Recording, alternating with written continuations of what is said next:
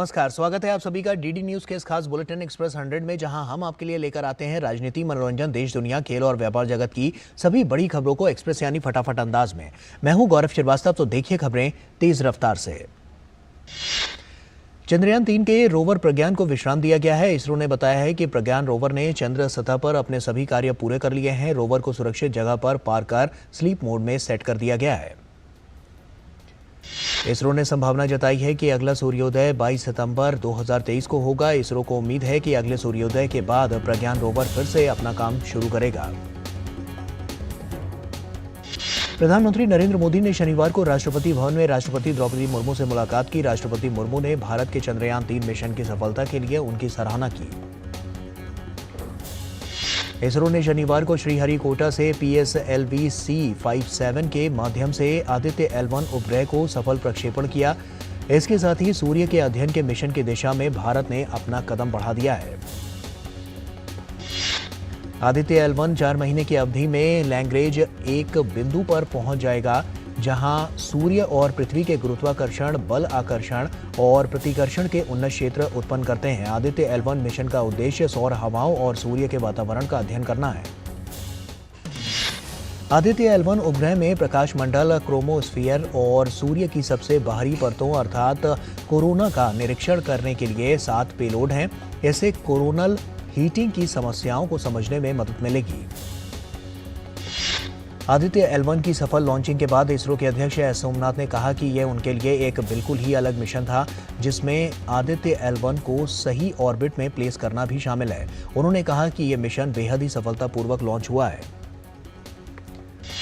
राष्ट्रपति द्रौपदी मुर्मू ने Aditya L1 mission के लॉन्च पर देशवासियों को बधाई दी है। उन्होंने ट्वीट कर कहा है कि भारत के पहले सौर मिशन आदित्य L1 के प्रक्षेपण एक ऐतिहासिक उपलब्धि है, जो भारत के स्वदेशी अंतरिक्ष कार्यक्रम को एक नए पथ पर ले जाएगा। उपराष्ट्रपति जगदीप धनखड़ ने देश के पहले सौर मिशन आदित्य L1 के सफल प्रक्षेपण के लिए इसरो के वैज्ञानिकों और इंजीनियरों को बधाई दी है। उन्होंने कहा है कि ये उपलब्धि सौर प्रणाली को समझने में निश्चित रूप से महत्वपूर्ण योगदान देगी। प्रधानमंत्री नरेंद्र मोदी ने भारत के पहले सौर मिशन आदित्य L1 के सफल प्रक्षेपण के लिए इसरो के वैज्ञानिकों और इंजीनियरों को बधाई दी है। पीएम ने ट्वीट कर लिखा है कि चंद्रयान 3 की सफलता के बाद भारत ने अपनी अंतरिक्ष यात्रा जारी रखी है। लोकसभा अध्यक्ष ओम बिरला ने आदित्य L1 की सफल लॉन्चिंग पर इसरो के वैज्ञानिकों को शुभकामनाएं दी हैं। लोकसभा अध्यक्ष ने कहा है कि भारतीय वैज्ञानिक प्रत्येक कदम के साथ अंतरिक्ष में रच रहे हैं इतिहास। रक्षा मंत्री राजनाथ सिंह ने आदित्य L1 की सफल लॉन्चिंग पर एक्स पर पोस्ट किया। ये 1.4 अरब भारतीयों के लिए एक ऐतिहासिक सूर्य दिवस है। राष्ट्रपति द्रौपदी मुर्मू 5 सितंबर को राष्ट्रीय शिक्षक दिवस पर नई दिल्ली के विज्ञान भवन में 75 चयनित शिक्षकों को वर्ष 2023 के राष्ट्रीय पुरस्कार प्रदान करेंगी। पुरस्कार विजेताओं को प्रधानमंत्री के साथ बातचीत करने का भी अवसर मिलेगा। प्रधानमंत्री मोदी ने शिक्षक समारोह से पहले एक वीडियो ट्वीट कर कहा है कि ये शिक्षा में उत्कृष्टता का एक प्रेरक उत्सव होगा। प्रधानमंत्री नरेंद्र मोदी इंडोनेशिया के राष्ट्रपति जोको विडोडो के निमंत्रण पर 6 से 7 सितंबर 2023 को जकार्ता, इंडोनेशिया की यात्रा पर होंगे। प्रधानमंत्री आसियान के वर्तमान अध्यक्ष के रूप में इंडोनेशिया द्वारा आयोजित 20वें आसियान भारत शिखर सम्मेलन और 18वें पूर्वी एशिया शिखर सम्मेलन में भाग लेंगे। वाराणसी में इन दिनों काशी सांसद सांस्कृतिक महोत्सव जारी है। प्रधानमंत्री नरेंद्र मोदी ने इस महोत्सव का हिस्सा बनने के लिए क्षेत्रवासियों को आमंत्रित किया है। केंद्रीय गृह मंत्री अमित शाह आज राजस्थान के बेनेश्वर धाम से दूसरी परिवर्तन संकल्प यात्रा की शुरुआत करेंगे। अमित शाह इस अवसर पर एक जनसभा को भी संबोधित करेंगे। बेनेश्वर धाम से शुरू होने वाली परिवर्तन यात्रा बांसवाड़ा, उदयपुर और कोटा संभाग के साथ भीलवाड़ा जिले की कुल 52 विधानसभा क्षेत्रों से गुजरेगी और 19वें दिन कोटा में समापन होगा। भाजपा के राष्ट्रीय अध्यक्ष जेपी नड्डा आज मध्य प्रदेश के दौरे पर रहेंगे। सतना के चित्रकूट विधानसभा क्षेत्र के अंतर्गत मिचकुरीन मझगवा से जन आशीर्वाद यात्रा की शुभारंभ करेंगे। साथ ही एक जनसभा को भी संबोधित करेंगे। सतना में ये यात्रा 3 दिनों तक चलेगी, जो सभी 7 विधानसभा क्षेत्रों का भ्रमण करेगी। राज्य में 3 से 6 सितंबर के बीच 5 जन आशीर्वाद यात्रा निकलेगी, जो 25 सितंबर तक चलेगी। गृह मंत्री अमित शाह ने शनिवार को छत्तीसगढ़ के वो दौरे पर थे। उन्होंने राज्य की राजधानी रायपुर में कांग्रेस सरकार के खिलाफ भाजपा का आरोप पत्र जारी किया। गृह मंत्री ने कहा कि पिछले 5 सालों में छत्तीसगढ़ में मुख्यमंत्री भूपेश बघेल ने गांधी परिवार के लिए एटीएम बनने का काम किया है। अमित शाह ने कहा कि छत्तीसगढ़ के लोगों को ये तय करना है कि आगामी चुनाव में वे किसका समर्थन करेंगे। कांग्रेस ने आदिवासियों की सुरक्षा का वादा किया था, लेकिन लोगों को धर्म परिवर्तन कराया। शनिवार को अपनी परिवर्तन संकल्प यात्रा की शुरुआत की भाजपा के राष्ट्रीय अध्यक्ष जेपी नड्डा ने सवाई माधोपुर में हरी झंडी दिखाकर रवाना किया। भाजपा की पहली परिवर्तन संकल्प यात्रा 47 विधानसभा क्षेत्र से होते हुए 19 सितंबर को जयपुर में संपन्न होगी। भाजपा अध्यक्ष ने प्रतापगढ़ की घटना को मानवता को शर्मसार करने वाला बताया। उन्होंने कहा कि राज्य में कांग्रेस की सरकार ने जनता को केवल और केवल भ्रष्टाचार और अपराध से भरा माहौल दिया है। भाजपा के प्रदेश अध्यक्ष सीपी जोशी ने भी सभा को संबोधित करते हुए सरकार पर किसानों से वादाखिलाफी और तुष्टीकरण का आरोप लगाया।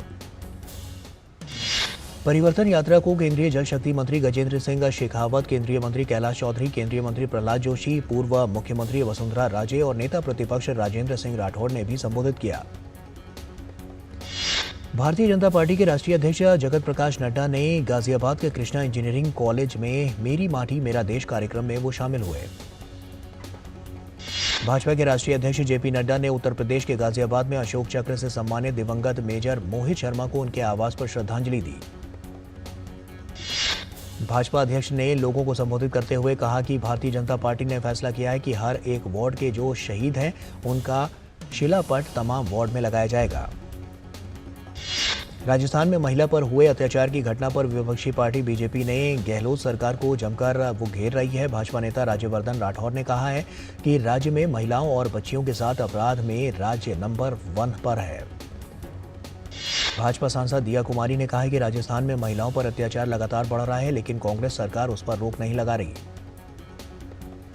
राजस्थान के प्रतापगढ़ में हुई घटना को बीजेपी नेता और प्रदेश अध्यक्ष सीपी जोशी ने शर्मनाक करार दिया है। उन्होंने कहा है कि कांग्रेस सरकार को महिलाओं के खिलाफ कहां क्या घटनाएं हो रही हैं उसकी भनक तक नहीं लगती। हरियाणा के नूंह में आज G20 शिखर सम्मेलन की चौथी और आखिरी शेरपा बैठक का आगाज होगा। बैठक में G20 शिखर सम्मेलन के सदस्य देशों के अलावा आमंत्रित देशों के शेरपा और अन्य प्रतिनिधि भाग लेंगे। इस बैठक में विभिन्न देशों के राष्ट्रीय मंडल अध्यक्ष शामिल होंगे। सभी प्रतिनिधि 9 से 10 सितंबर तक दिल्ली में आयोजित होने वाली G20 की बैठक के लिए फाइनल एजेंडा तैयार करेंगे। 5 सितंबर को राज्य की समृद्ध परंपरा और संस्कृति से ओतप्रोत सांस्कृतिक कार्यक्रम प्रस्तुत होंगे। दिल्ली में आज भी G20 शिखर सम्मेलन के लिए फुल ड्रेस रिहर्सल रहेगी जारी। 3 चरणों में होने वाली रिहर्सल के दौरान कई यातायात प्रतिबंध लागू रहेंगे। पुलिस विभाग ने फुल ड्रेस रिहर्सल के मद्देनजर सभी मीडिया प्लेटफॉर्म के साथ यातायात के दिशा निर्देश भी साझा किए। डेलीगेट्स की गाड़ियों के काफिले की सुविधा के लिए दिल्ली ट्रैफिक पुलिस ने कई रूट पर आम ट्रैफिक के मूवमेंट को रोककर अलग रूट पर डाइवर्ट करने का फैसला किया है और इस बाबत एडवाइजरी भी जारी की गई है। दिल्ली के उपराज्यपाल वीके सक्सेना प्रधानमंत्री के प्रधान सचिव के साथ G20 शिखर सम्मेलन से जुड़े विभिन्न स्थलों का दौरा करेंगे। और वक्त यहाँ एक छोटे से ब्रेक का है, जल्द लौटते हैं। अर्जुन, एग्जाम्स में you made us really proud. अब आगे क्या सोचा है? पापा, मैंने IIT जाना है और इंजीनियर बनना है। थिंक IIT, थिंक विद्या मंदिर। ब्रेक के बाद एक बार फिर से आप सभी का स्वागत है। आइए खबरों में आगे बढ़ते हैं। G20 की तैयारियों पर दिल्ली के उपराज्यपाल वीके सक्सेना ने कहा है कि G20 की मेजबानी करना कोई आसान काम नहीं है और हमारे प्रधानमंत्री ने इस चुनौती को स्वीकार किया।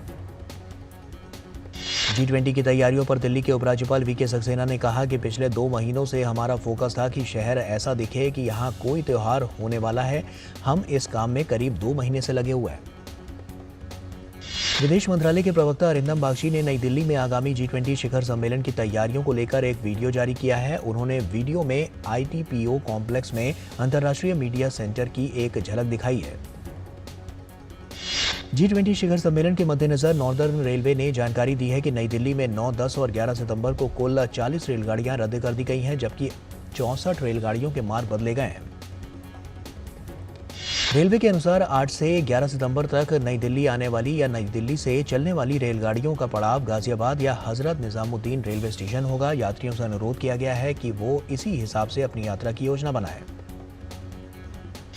ओडिशा में अलग अलग स्थानों पर बिजली गिरने से 10 लोगों की मौत हो गई है, वहीं 3 लोग घायल हो गए हैं। घायलों को इलाज के लिए अस्पताल में ले जाया गया है। मरने वालों में अंगुल में 1, बोलंगीर में 2, बौद्ध में 1, जगत सिंहपुर में 1, ढेंगनाल में 1 और खोरदा में 4 लोग शामिल हैं।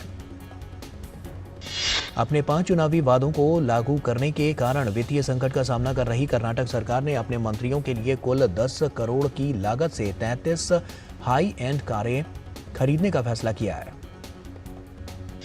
कर्नाटक सरकार 30 लाख रुपए प्रति वाहन की कीमत पर 33 मंत्रियों में से हर एक के लिए एक Toyota Innova high cross hybrid SUV खरीदेगी। 17 अगस्त को जारी किए गए आदेश के अनुसार ये कारें सीधे टोयोटा किर्लोस्कर बेंगलुरु से खरीदी जाएंगी। बागेश्वर के गरुड़ में उपचुनाव के दौरान बीजेपी प्रत्याशी पार्वती दास के समर्थन में रोड शो को संबोधित करते हुए उत्तराखंड के मुख्यमंत्री पुष्कर सिंह धामी ने कहा है कि मुझे इसमें कोई संदेह नहीं है कि हम पिछली बार की तुलना में अधिक वोटों से जीतेंगे। उत्तराखंड के मुख्यमंत्री पुष्कर सिंह धामी बागेश्वर के गरुड़ में उपचुनाव रैली को संबोधित करते हुए उन्होंने कहा कि मुझे इसमें कोई संदेह नहीं है कि हम पिछली बार की तुलना में अधिक वोटों से जीतेंगे। महाराष्ट्र के जालना में मराठा आरक्षण की मांग को लेकर प्रदर्शन के मामले में एनसीपी राजनीतिक रंग देने की कोशिश कर रही है। शरद पवार ने शनिवार को प्रदर्शनकारियों से मुलाकात की। प्रदर्शन के दौरान कल लोगों पर पथराव किया गया था। असम में बाढ़ की स्थिति गंभीर बनी हुई है। राज्य के लगभग 18 जिलों में 3,20,000 से अधिक लोग प्रभावित हुए हैं। कामरूप, मोरीगांव और दरांग सबसे अधिक प्रभावित जिले हैं। धुबरी, गोलपारा, गुवाहाटी, तेजपुर और नेमाटी घाट में ब्रह्मपुत्र खतरे के स्तर से ऊपर बह रही है। 45 राजस्व क्षेत्रों के 800 से अधिक गांव बाढ़ के पानी में डूब गए हैं और 23,000 हेक्टेयर से अधिक क्षेत्र की फसल को नुकसान पहुंचा है। एसडीआरएफ और स्थानीय प्रशासन की टीम भी मुस्तैदी से तैनात है। बाढ़ प्रभावित लोगों की सहायता के लिए 7 राहत शिविर और 89 राहत वितरण केंद्र खोले गए हैं। केंद्रीय अन्वेषण ब्यूरो ने ओडिशा में बालासोर रेल दुर्घटना के संबंध में गिरफ्तार किए गए रेलवे के 3 अधिकारियों के खिलाफ आरोप पत्र दाखिल किए हैं। ये रेल दुर्घटना 2 जून को हुई थी। अधिकारियों के खिलाफ कथित रूप से गैर इरादतन हत्या और साक्ष्यों को मिटाने के संबंध में आरोप पत्र दाखिल किया गया। दुर्घटना में 296 लोगों की मौत हो गई थी और 1,200 से ज्यादा लोग घायल हो गए थे। केंद्र ने कारोबारी सुगमता को बढ़ावा देने के लिए राज्यों से लॉजिस्टिक नीति बनाने को कहा है। वाणिज्य एवं उद्योग मंत्रालय ने कहा है कि राज्यों के मास्टर प्लान के लिए गुणवत्तापूर्ण डेटा जुटाने का भी सुझाव दिया गया है ताकि पीएम गति शक्ति पहल को व्यापक रूप से अपनाया जा सके। राष्ट्रीय पेंशन प्रणाली और अटल पेंशन योजना के ग्राहकों की संख्या 6.62 करोड़ के पार हो गई है। वहीं कुल संपत्ति प्रबंधन 10 लाख करोड़ रुपए तक पहुंच गया है। घाटे में चल रही सरकारी दूरसंचार कंपनियों बीएसएनएल और एमटीएनएल ने परिचालन तालमेल बनाने को लेकर एक समझौता ज्ञापन पर हस्ताक्षर किए। हेलमेट बनाने वाली company steel bird hi tech India ने अपने मौजूदा विनिर्माण संयंत्रों की उत्पादन क्षमता बढ़ाने के लिए 105 करोड़ रुपए निवेश करने की योजना बनाई है। Steel bird hi tech India company ने बताया कि चालू वित्त वर्ष में उसका लक्ष्य 1 करोड़ हेलमेट का उत्पादन करने का है और कंपनी इस पूंजी का उपयोग हिमाचल प्रदेश और के बद्दी और उत्तर प्रदेश के नोएडा स्थित संयंत्रों का उत्पादन क्षमता बढ़ाने के लिए करेगी। सिंगापुर के नवनिर्वाचित राष्ट्रपति थर्मन शनमुगरत्नम ने कहा है कि वे उम्मीद से ज्यादा जन समर्थन का सम्मान करते हुए लोगों की आकांक्षाओं को पूरा करने की पूरी कोशिश करेंगे। भारतीय मूल के 66 वर्षीय शनमुगरत्नम ने 70% से अधिक मत हासिल कर राष्ट्रपति पद का चुनाव जीता है। सिंगापुर में 2011 के बाद पहली बार एक चुने हुए राष्ट्रपति ने पदभार संभाला है। शनमुगरत्नम सिंगापुर के 9वें राष्ट्रपति हैं। चुनाव परिणाम आने के बाद थर्मन शनमुगरत्नम ने कहा है कि ये चुनाव विविध संस्कृति वाले सिंगापुर की एकता को परिलक्षित करता है। इजरायल के निवासियों द्वारा वर्तमान प्रधानमंत्री बेंजामिन नेतन्याहू के खिलाफ विरोध प्रदर्शन रुकने का नाम नहीं ले रहा है। लगातार 35 हफ्ते से लोग नेतन्याहू सरकार की न्यायिक प्रणाली में बदलाव की योजना के खिलाफ प्रदर्शन कर रहे हैं। प्रदर्शनकारियों का आरोप है कि न्यायिक प्रणाली में बदलाव की योजना से देश का बुनियादी लोकतांत्रिक सिद्धांत खतरे में है। इजरायल के सुप्रीम कोर्ट द्वारा न्यायिक बदलाव से जुड़ी अपीलों की सुनवाई शुरू होने से इजरायल में घरेलू संकट जैसी स्थिति बन गई है। गैबोन के सैन्य शासकों ने देश की समस्त सीमाओं को फिर से खोल दिया है। 30 अगस्त को राष्ट्रपति अली बोंगो को सत्ता से उखाड़ने के बाद सैन्य शासकों ने सीमाओं को सील कर दिया था। चीनी राष्ट्रपति शी जिनपिंग ने कहा है कि चीन सेवा उद्योग में बाजार पहुंच का विस्तार करेगा और सीमा पार सेवा व्यापार को बढ़ावा देगा।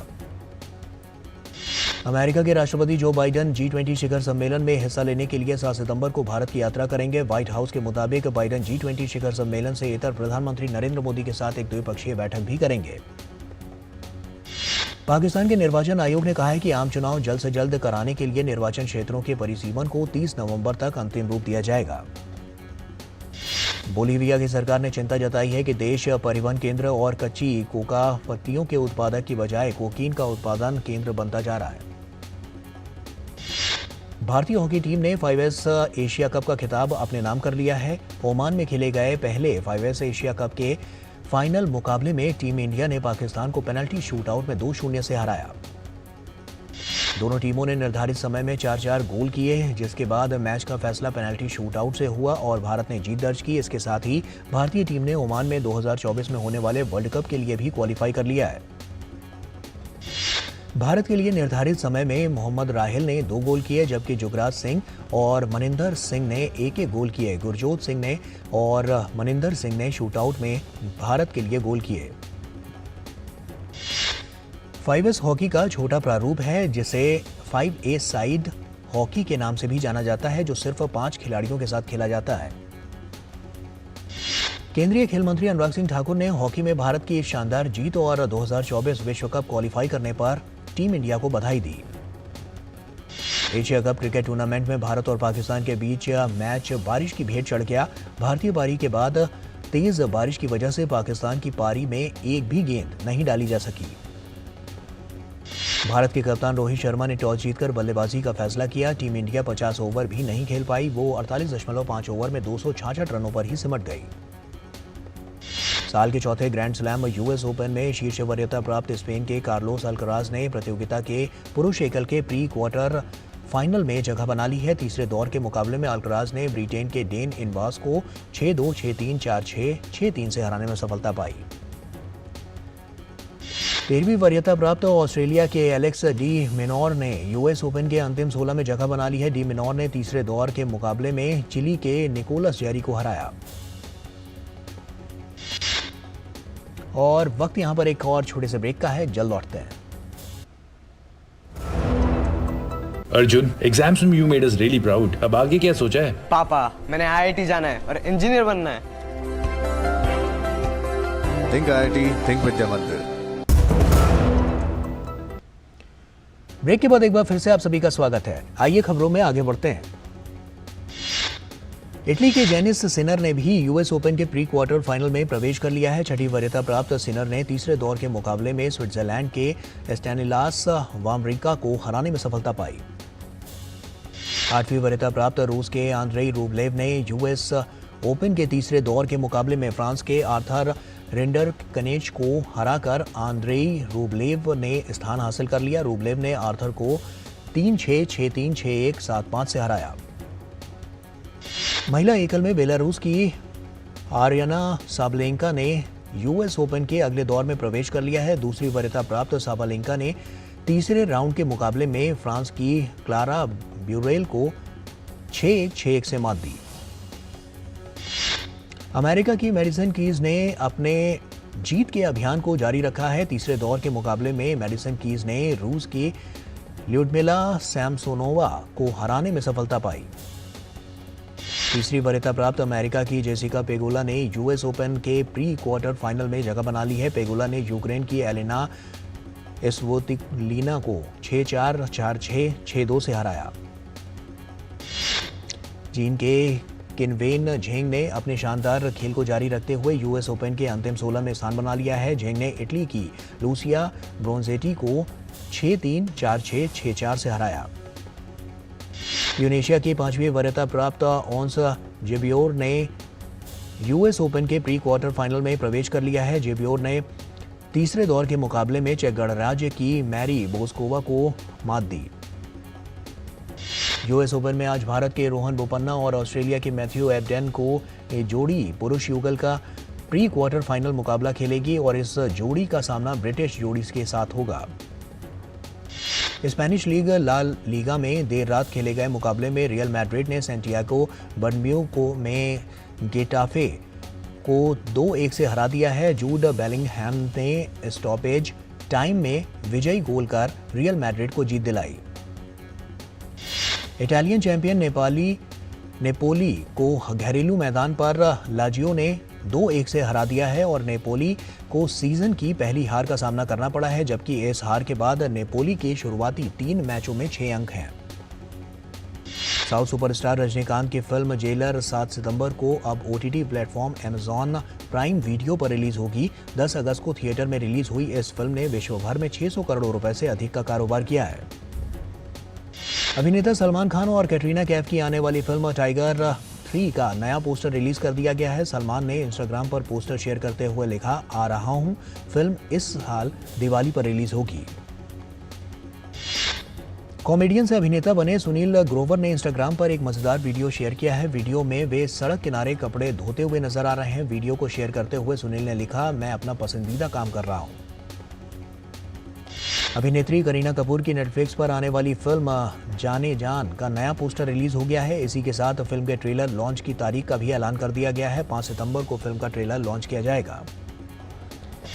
टीवी पर जल्द ही लोकप्रिय शो मे आई कम इन मैडम सीजन 2 के रूप में वापसी होने जा रही है। शो के पहले सीजन को दर्शकों ने खूब पसंद किया था। अभिनेता विक्की कौशल ने खुलासा किया है कि कन्हैया ट्विटर पर आजा गाने के लिए उन्होंने बिना सोए 3 रातों तक लगातार शूटिंग की। इसके साथ ही विक्की ने ये उम्मीद जताई है कि ये गाना साल का सबसे बड़ा जन्माष्टमी हिट साबित होगा। अभिनेता संजय मिश्रा की फिल्म गुठली लड्डू 13 अक्टूबर को रिलीज होगी। ये एक फिल्म सामाजिक भेदभाव के मुद्दे और शिक्षा के अधिकार पर आधारित है। फुकरे 3 अब 28 सितंबर को सिनेमाघरों में रिलीज होगी। अभिनेत्री प्राची देसाई का नया गाना लफ्ज भीगे हैं रिलीज हो गया है, जिसे कवि अजय साहब ने लिखा है और आवाज प्रतिभा सिंह बघेल ने दी है। बॉक्स ऑफिस पर सनी देओल की फिल्म गदर 2 की रफ्तार कम होने का नाम नहीं ले रही है। भारत में फिल्म की कमाई 500 करोड़ के करीब पहुंच गई है, जबकि विश्व भर में गदर 2 की कुल कमाई 600 करोड़ के पार हो चुकी है। और इसी के साथ एक्सप्रेस न्यूज में फिलहाल अभी के लिए इतना ही। हमें दीजिए इजाजत। नमस्कार।